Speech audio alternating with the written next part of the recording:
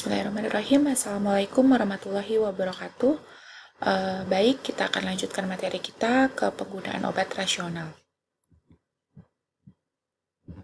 Untuk tujuannya, dapat mengetahui definisi ruang lingkup dan contoh kasus penggunaan obat rasional, dan capaian pembelajarannya pun untuk mahasiswa dapat memahami definisi ruang lingkup dan contoh kasus untuk penggunaan obat rasional.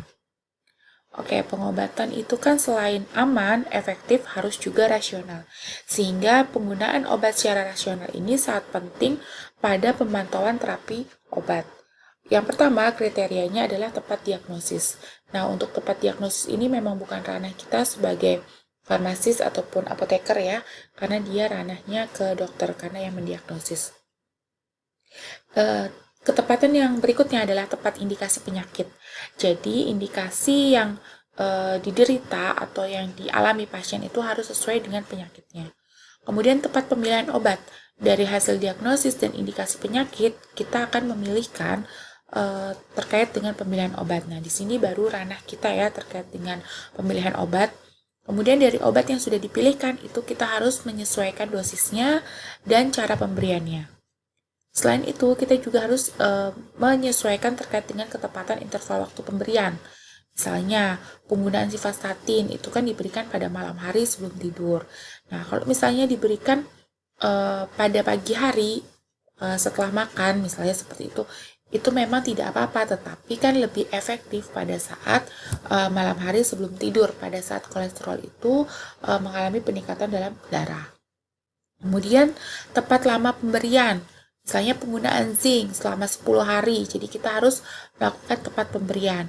Boleh tidak Bu penggunaan zinc itu selama 5 hari atau 1 hari saja? Bisa digunakan seperti itu, tetapi tidak menimbulkan efektivitas yang diinginkan. Kan zinc itu kan penggunaannya untuk melindungi mukosa atau memperbaiki mukosa usus akibat diare tersebut. Nah, kalau kita tidak tepat lama pemberian, tidak akan mendapatkan tujuan terapi yang diinginkan. Kemudian waspada terhadap efek sampingnya. Ini masing-masing obat akan berbeda efek sampingnya. Jadi kita harus juga menyesuaikan antara kondisi pasien dengan efek samping yang mungkin ditimbulkan. Kemudian obat yang aman dan efektif ya. Sebelum rasional kan memang obat harus aman dulu, kemudian memiliki efektivitas dan baru rasionalitasnya. Oke, kemudian yang tadi ya tepat penilaian kondisi pasien. Misalnya pasiennya demam ya, diberikan anti demam. Kalau suhu 40 berarti sudah demam nih, kita harus memberikan anti demam. Jangan kalau misalnya suhunya sudah 40 tetapi tidak diberikan anti demam seperti itu. Kemudian kriteria yang selanjutnya adalah tepat informasi. Misalnya pemberian antibiotik, informasinya adalah tepat. Misalnya setiap 8 jam, setiap 12 jam, seperti itu ya. Karena kadang ada beberapa informasi yang ambigu, misalnya 3 kali sehari. Nah, persepsi pasien 3 kali sehari dengan kita itu kan berbeda. Untuk antibiotik kan harus tepat ya. Jadi kalau misalnya 3 kali seharinya versi pasiennya itu pagi, siang, malam, berarti kan tidak tepat per 8 jam. Nah, jadi harus diberikan informasi yang tepat. Kemudian tepat tindak lanjut. Jadi kalau misalnya setelah kita memberikan rekomendasi, kita kan perlu adanya pemantauan. Pemantauan apa? Nah, itu juga harus tepat. Kalau misalnya pasiennya GGK, berarti pemantauannya kita kadar kreatinin atau kadar urin dalam darahnya. Kadar urin yang dikandungnya gitu ya. Komposisinya apa saja. Kemudian kalau misalnya pasiennya infeksi, berarti yang kita pantau adalah suhu tubuh misalnya atau kadar leukositnya. Kalau pasiennya ternyata dia itu mengalami infeksi ya, misalnya TB gitu ya, kita juga pantau terkait dengan ronsennya misalnya seperti itu. Nah, itu harus tepat tindak lanjut. Oke, kemudian tepat penyerahan obat. Jadi kalaupun tidak bisa menyerahkan kepada pasien secara langsung, misalnya pasiennya itu yang mengambil misalnya bukan pasien, misalnya orang tua pasien, nah itu kita juga harus tepat menyerahkannya. Apakah benar orang tuanya atau hanya tetangganya yang dititipi, misalnya seperti itu. Nah, itu juga akan menjadi ketidakrasionalan karena informasi yang diberikan mungkin bisa jadi akan berbeda dengan informasi yang seharusnya diterima. Kemudian kepatuhan pasien, ini sangat penting ya, karena kalau obatnya sudah dianalisa sedemikian rupa, tetapi pasiennya tidak patuh, nah itu juga tidak akan bisa mencapai tujuan terapi yang diinginkan. Oke, yang selanjutnya adalah kategori obat yang tidak rasional. Baik, yang pertama adalah peresepan berlebih ya. Jadi, kita memberikan obat yang seharusnya atau sebenarnya tidak perlu kita berikan. Bagaimana Bu kalau polifarmasi? Oke, polifarmasi itu kalau tepat indikasi dan tepat terapi itu bukan merupakan suatu obat yang tidak rasional. Tapi di sini kaitannya dengan adanya resep yang tidak ada indikasinya, misalnya seperti itu ya. Contohnya pemberian antibiotik pada ISPA yang non pneumonia misalnya ya. Jadi sebenarnya pasiennya itu diakibatkan oleh virus paparan tersebut, tetapi tetap diberikan antibiotik. Kemudian misalnya pemberian dosis yang terlalu besar dari yang dianjurkan, nah itu kan persiapannya terlalu berlebihan. Kemudian jumlah obat yang diberikan juga lebih. Misalnya kita pastikan pasien tersebut mendapatkan obat untuk 1 bulan, tetapi kita berikan 3 bulan aja gitu ya, biar sekalian. Nah itu juga tidak bisa.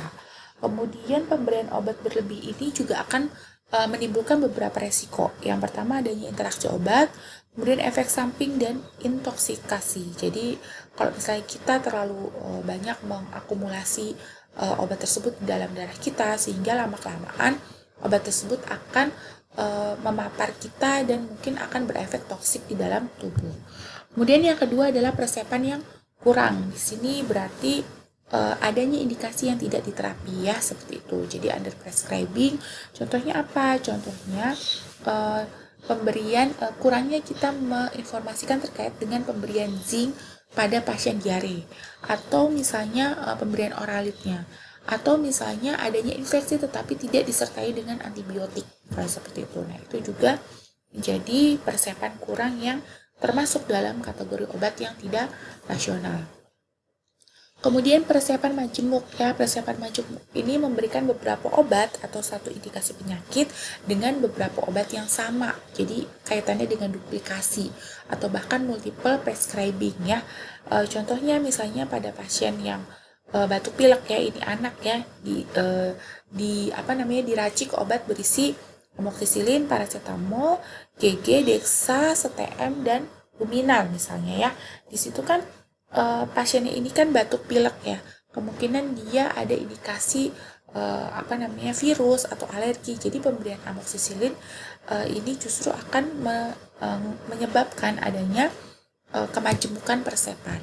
Atau misalnya pasiennya tersebut hanya demamnya itu misalnya baru 37, sekian ya, jadi tidak terlalu tinggi, tapi diberikannya itu paracetamol ditambah dengan ibuprofen, jadi kayak biar turun cepat aja gitu. Nah itu kan tidak perlu ya, karena itu sama-sama memiliki daya antipiretik seperti itu. Nah kemudian persiapan salah ya, kalau di sini memang sangat fatal dengan persiapan salah ini. Misalnya kita ingin memberikan obat A tetapi diberikannya obat B, nah itu kan sudah salah ya, sehingga akan mengganggu atau mungkin bahkan beresiko terhadap pasien tersebut. Misalnya pada pasien demam diberikannya asam mefenamat, atau kebalikannya pada pasien nyeri yang berlebihan gitu ya, kita tidak mampu lagi di cover dengan paracetamol, tetapi kita justru memberikan paracetamol gitu ya. Oke. Kemudian dampaknya dari beberapa kategori obat yang tidak rasional, yang pertama adalah mutu pengobatan dan pelayanan. Ya, jadi mutu pengobatannya juga tidak baik, pelayanannya juga semakin menurun. Kemudian karena kita misalnya tadi ya memberikan obat yang duplikasi atau multiple prescribing, ataupun ada obat yang tidak ada indikasinya, nah itu mengakibatkan pembengkakan atau peningkatan biaya pasien, sehingga biaya obat juga semakin meningkat. Kemudian kalau misalnya kita menggunakan obat yang lebih banyak gitu ya, pastinya resiko untuk reaksi obat yang tidak diinginkan pun akan semakin tinggi. Kemudian mutu ketersediaan obat juga akan menurun ya.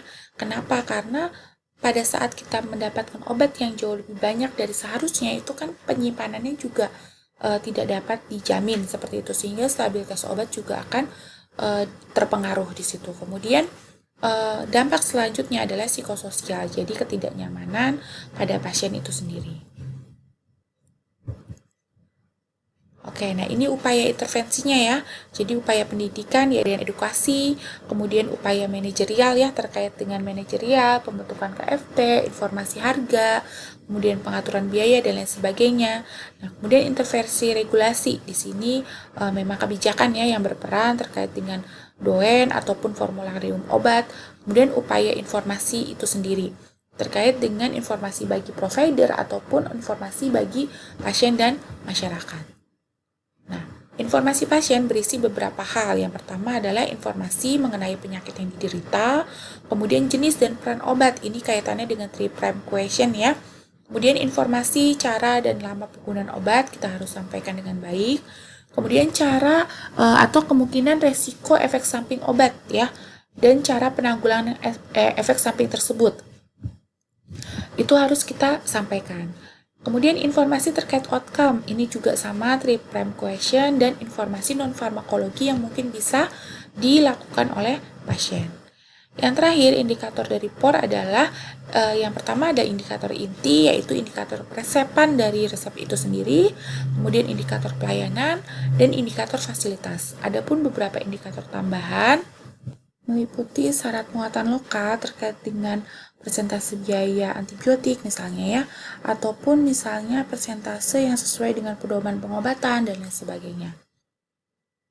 Ya, indikator tersebut akan mempengaruhi terkait dengan penggunaan obat rasional yang akan diberikan. Ya, baik. Terima kasih atas perhatiannya. Saya ucapkan wabillahi taufiq wal hidayah. Wassalamualaikum warahmatullahi wabarakatuh.